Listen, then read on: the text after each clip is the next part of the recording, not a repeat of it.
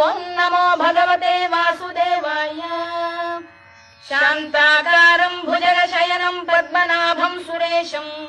विश्वाधारम् गगनसदृशम् मेघवर्णम् शुभाङ्गम् लक्ष्मीकान्तम् कमलनयनम् योगिधृध्यानगम्यम् वन्दे विष्णुम् भवभयहरम् सर्वलोकैकनाथम्